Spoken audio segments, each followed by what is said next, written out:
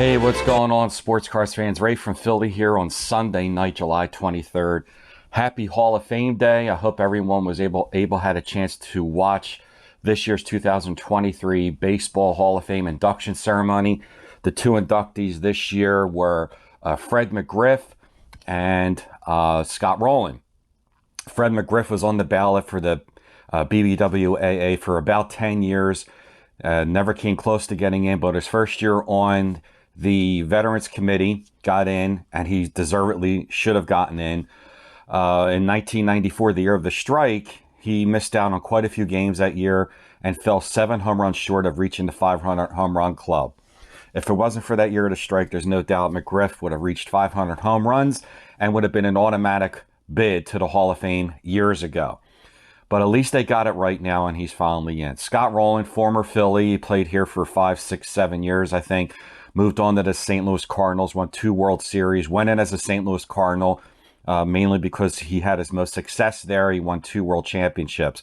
Went to the Toronto Blue Jays and then finished his career with the Cincinnati Reds. So congratulations to the 2 newest members of the Baseball Hall of Fame. And I'm going to flip the phone around and show you a couple of their rookie cards and autograph item to just commemorate and show tribute to the 2 newest Hall of Famers. Speaking of Hall of Fame, don't forget to vote for this year's Sports Card Hall of Fame for the Baseball Card Hall of Fame. If you were not sure of this or ever heard of it, the Baseball Card Hall of Fame is something that I created 5 years ago in 2018, and this is the 6th year that I'm running it. And it's on a channel called the Sports Card Hall of Fame Network. The link down to the channel for Sports Card Hall of Fame will be there. Also, I just want to give a shout out to Chris Sewell, baseball card collector, investor, dealer, who I had on a couple days ago to go over his picks for the ballot. Thank you, Chris, for doing that. I greatly appreciate it. Make sure you check out Chris's channel, baseball card collector, investor, and dealer, in that order. And I'm going to be sharing that video on this channel tomorrow, so you can view it here and then go over to the Sports Card Hall of Fame channel to vote. So without further ado, I'm going to flip the phone around and show you guys a couple of cards from this year's 2 newest members of the Baseball Hall of Fame. Hold on. Okay, and we're back. So the first card I'm going to show for the first inductee this year is Fred McGriff. This is his 1986 Donruss Gem Mint 10. I purchased this card about 3-4 years ago. I had mentioned this quite a few years ago to invest into this card. I really felt like he was going to get in either towards the end of the BBWA ballot in his 9th or 10th year, or in his 1st or 2nd year in the Veterans Committee. 493 homers is tremendous. I just had a really strong feeling he was going to get in. Next up is the next inductee this year is the 1995 Bowman's Best Scott Rolen rookie in a PSA 8. There's a long history with me in this card. About, I'm going to say 4 or 5 years ago, when Rolen first got on the ballot, I really felt like he had a good chance to get in, but it was going to be much later, like 5th, 6th year in the ballot. He had the longest route to go. In his first year, he only received 10% of the votes. So it took him quite a few years to go from 10% to reach the 75% mark to get in.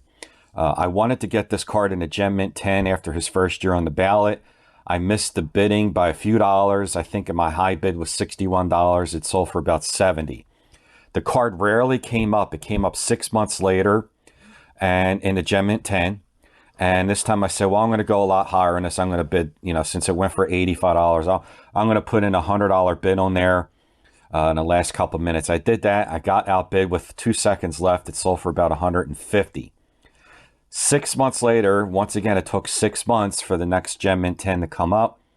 I said, well, I'm going to go way above 150 this time, because I really feel like he was going up by this time in the ballot. He had moved up to about 35% on the Hall of Fame ballot. So he was trajecting towards the direction. So after missing out on 3 sales on eBay, one at 85, next one at 150, I really jacked it up on the next time. I went up to $250, thinking this is a guarantee lock now. Since the last one sold for 150, I get outbid again past 250. My bid was 250, and it goes for about 300. Comes up again about 8 months later, and this time I go way above 300 and go to 350, and it goes to almost $500.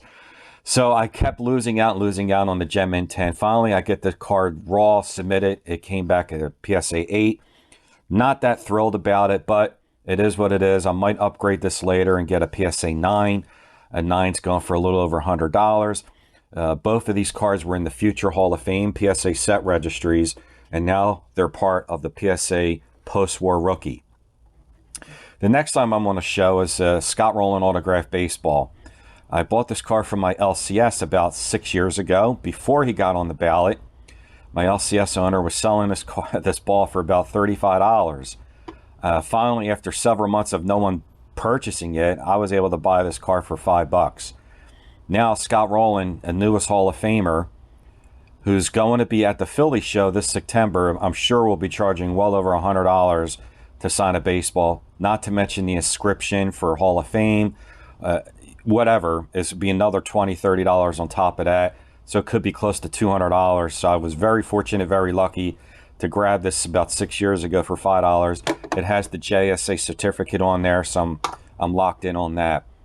So thrilled that I was able to get these three items here: the Rolen Autograph Baseball, the 86 Donruss McGriff, and a 10, the Rollins Bowman Best Rookie, and a PSA 8. All right, so happy Hall of Fame Day. There you have it. Congratulations to the newest members. Don't forget to go and vote for the Baseball Card Hall of Fame.